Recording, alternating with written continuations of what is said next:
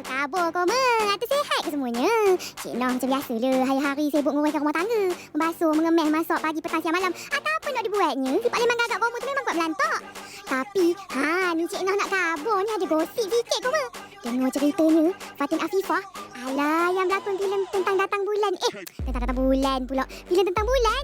Khabarnya udah berskandal pula dengan laki orang. Masalahnya katanya ni kali kedua tau si Fatin ni berskandal dengan orang yang sama. Apa ceritanya ni? Jomlah kita tanya direct ke Fatin ya.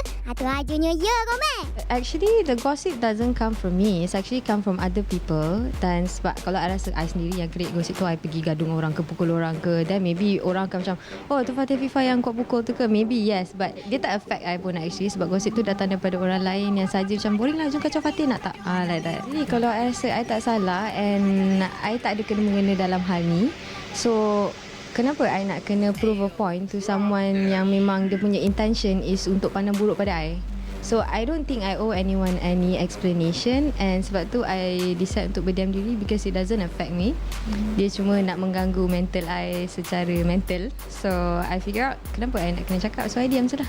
I mengikut advice orang-orang yang lama. So they say kalau benda tu I tak salah dan I tak buat, kenapa I nak kena explain? So I think dulu last time I did explain, but then orang masih lagi nak cari salah I. So then I figure out kalau I explain pun you guys nak cari salah I, so what's the point? I cannot make people understand kalau diorang cuma ada dekat satu level je. I'm not saying like di bawah level I ke, I atas level dia ke, cuma and I'm not born to please anyone.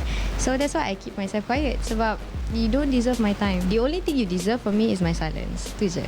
I wish you all the best and I harap hidup you makin okay lepas kutuk-kutuk I, but all I can say is it's okay. I tak kisah you guys nak kutuk I ke, nak maki I ke, nak apa ke, but one thing is jangan kacau anak I. Pasal Aryan, pasal Ivy, jangan.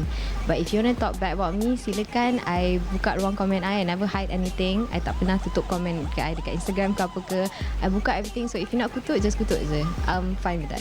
Everyone is free to talk. It's called freedom of speech kan. Lately ni kan semua orang cakap freedom of speech, freedom of speech. So I rasa macam I'm allowed to say whatever I want and you guys are allowed to say whatever you guys want too. So I rasa macam if you nak cakap, you cakap lah, because it doesn't affect me. Plus hidup I tak minta anything from you guys. I kerja keras every night, balik pagi semua to earn money for my kids, and as long as I tak curi duit you, tak ambil duit you, so things should be fine. Nak cakap apa, cakap lah. Oh, gitu lah kisahnya ya. Tak apa Fatin. Kalau gitu kata Fatin, Cik Noh rasa Fatin tumpu je lah pada kerja dan anak. Usah peduli lah dengan kata-kata netizen ni. Ni Cik Noh nak nasihat sama ke komen di luar tu. Usahlah kacau rumah tangga orang ya. Buruk padahnya. Udahlah. Cik Noh nak kena masak ni. Jumpa lagi ya di gosip yang akan datang. Baik-baik kau, Mak. Cik Noh marah hati ni. Ajunya ya kau, Mak.